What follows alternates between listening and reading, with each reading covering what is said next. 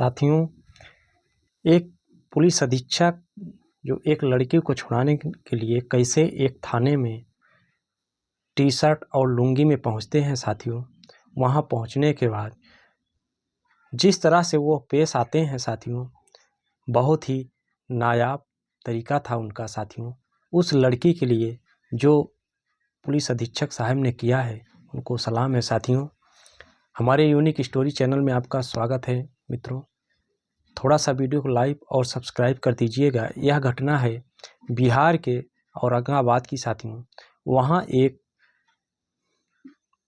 मध्यम वर्गीय परिवार होता है जिसमें श्यामलाल जी की एक बेटी है, एक बेटा है, उनकी पत्नी है। उनका गुजर बसर सब्जी बेचकर चलता था, लेकिन बेटी जब बड़ी होती है तो बेटी कुछ नौकरी वगैरह करने की इच्छा जाहिर करती है। पिता बेटी के लिए पढ़ाई की व्यवस्था ठीक से नहीं कर पा रहे थे, तो बेटी पिता से ये कहती है कि पिताजी, मैं कहीं जॉब भी कर लूँगा और साथ साथ अपनी पढ़ाई भी करूँगी। पिता उसमें सहमत हो जाते हैं कि बेटा ठीक है, मैं तो नहीं पढ़ा हूँ लेकिन तुम पढ़ लो। एक रेस्टोरेंट के गैरेज में बेटी गाड़ी लगवाने का काम करने लगती हैं। अचानक वहाँ एक पूर्व मंत्री का बेटा पहुँचता है साथियों। जिस दिशा में वह संगीता गाड़ी को लगवा रही थी, वह बार बार मंत्री का जो बेटा था वो विपरीत दिशा में गाड़ी लगा रहा था। उसको कई बार वह बच्ची बताती भी है, दोनों को बताने के बीच में बहस हो जाती है। वो मंत्री का बेटा था, उसको अपने पैसे और रुतबे का धौंस था, वह उस लड़की की बात नहीं मान रहा था। इसमें दोनों की बहस होती है। बहस होने के बाद वह लड़का अपने नज़दीकी थाने के थानेदार को फ़ोन लगा देता है। थानेदार वहीं नज़दीक में ही कहीं होता है, वो बहुत जल्द पहुंच जाता है। पहुंचने के बाद लड़की को अरेस्ट कर लिया जाता है साथियों। लड़की को अरेस्ट करने का जो कारण बताया जाता है, वो बताता है लड़का कि मेरे डिक्की की सीट पे कुछ गहने रखे थे, इस लड़की ने यहाँ से निकाल लिए हैं। अरेस्ट करके दरोगा लड़की को थाने ले जाता है। लड़की के घर वालों को सूचना दी जाती है। लड़की के घर वाले जब माता पिता यह सूचना पाते हैं, भागे भागे थाने पहुंचते हैं साथियों। दरोगा से लाख मिन्नतें करते हैं कि साहब मेरी बेटी ऐसा नहीं करते सकती, लेकिन दरोगा एक नहीं बात किसी की सुनता। उसका जो भाई होता है लड़की का, उससे मिलने जाता है, बहन से सारी जानकारी पूछता है कि बहन ये क्या हो गया। पिता भी साथ हैं। संगीता रोने लगती है, कहती है पिताजी मैंने कुछ नहीं किया, मेरे लिए ऊपर गलत लांछन लगाया जा रहा है, मैंने कोई चोरी नहीं की है पिताजी।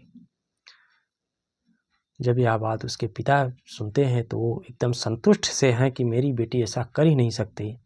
अब उनको कोई नहीं आसरा दिखाई देता, तो वो एक वकील के पास जाते हैं बेटी की जमानत के लिए।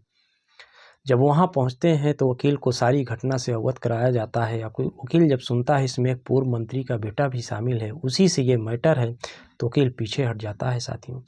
पिता लाख मिन्नतें करते हैं कि साहब जितना भी पैसा लगेगा, आपका फीस होगी मैं दूंगा, लेकिन मेरी बेटी को छुड़ा दीजिए। लेकिन वकील साहब पीछे हट जाते हैं कि मेरे बस की बात नहीं है, मैं इस मैटर में नहीं पड़ना चाहता।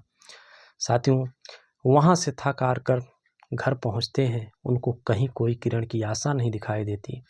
बेटे ने कभी सुना था कि जो हमारे ज़िले के कप्तान आए हैं, काफ़ी तेज तर्राट हैं और काफ़ी एक्टिव रहते हैं सोशल मीडिया पर। सोशल मीडिया के माध्यम से उसको अपने कप्तान साहब का नंबर मिल जाता है साथियों। उस पर फ़ोन लगाता है लड़का पूछता है सर आप जिले के कप्तान साहब बोल रहे हैं? उधर से आवाज़ आती है जी बताइए क्या बात है। लड़का उनको जब फ़ोन लगाता है साथियों, रोने लगता है। उसकी आवाज़ सुनकर उधर एसपी साहब कहते हैं कि क्यों आप इस तरह से रोएंगे तो मैं आपका मैटर नहीं समझ पाऊंगा। लड़का को ढांढस बंधाते हैं, कहते हैं जो बात हुई है उसको सही सही तुम बयां करो, जिससे मेरे भी समझ में यह बात आए। एसपी साहब को सारी घटना से लड़का अवगत कराता है। कहता है सर आज अगर मेरी बहन थाने से नहीं छूटी तो वह कुछ न कुछ ज़रूर कर लेगी, इसलिए कि मैं मिलने गया था तो मेरी बहन ने कहा है कि भाई आज अगर छुड़वा लेते हो ठीक है, नहीं मैं आइंदा आप लोगों से भेंट नहीं कर पाऊंगी। साथियों, यह बात जब एसपी साहब सुनते हैं सीधे वहाँ से तुरंत अपने गार्डों को सूचित करते हैं। इसके बाद तुरंत वहाँ से निकलते हैं। निकलने के बाद थाने से कुछ दूरी पर अपने जो उस थाने का एसटीओ होता है उसको सूचित कर देते हैं। वह भी पहुँच जाता है। एसपी साहब एसटीओ से मिलते हैं और उसको इस घटना के बारे में सारी जानकारी उसको बताते हैं। क्या तुम्हें मालूम है कि एक लड़की को अरेस्ट किया गया है और उसको थाने में रखे हैं बिना किसी केस के। एसडीओपी साहब बताते हैं अपने एसपी साहब कि साहब मुझे जानकारी है कि चोरी का मैटर है। मंत्री जी का, पूर्व मंत्री जी का वो बेटा है, उसकी गाड़ी से वह लड़की कुछ गहने वगैरह शायद रखे थे, उसको चोरी की है। उसी के इसमें उसको अरेस्ट किया गया है। एसपी साहब कहते हैं क्या तुम्हें कन्फर्म पता है, कोई तहरीर है? एसडीओपी साहब कहते हैं सर मुझे मालूम नहीं, थाने पे चल के पता करते हैं क्या बात है, मुझे कुछ जानकारी ऐसी मिली है। एसपी साहब कहते हैं ठीक है, कोई बात नहीं है। एसडीओपी साहब को कहते हैं साहब ठीक है, चलते हैं, मैटर देख लेते हैं, आप भी आ गए हैं। वो साधारण से बेस में होते हैं, लुंगी और कुर्ते में। एसपी साहब थाने से पहले ही अपने सिक्योरिटी गार्ड को कहते हैं तुम लोग अभी अंदर नहीं जाओगे, मैं देखता हूं कि मैटर क्या है।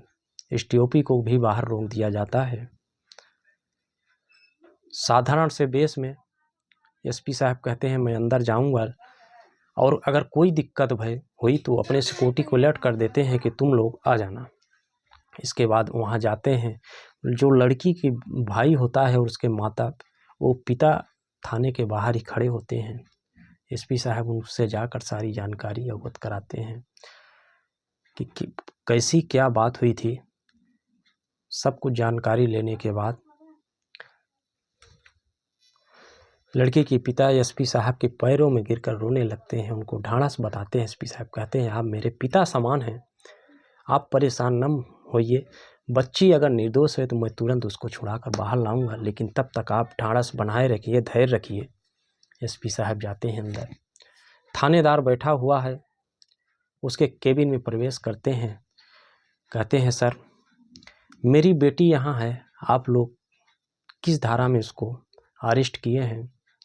मास्क के एसपी साहब लगाए हुए हैं साथी में। साधारण से बेस में होते हैं। दरोगा को बताते हैं कि वो मेरी भतीजी है, मैं उसका चाचा हूँ। थानेदार के सामने खड़े हो जाते हैं। जब देखता है कि बहुत मामूली आदमी है, बैठने के लिए भी नहीं पूछता थानेदार, जानकारी पूछते हैं तो जानकारी भी उचित नहीं बताता।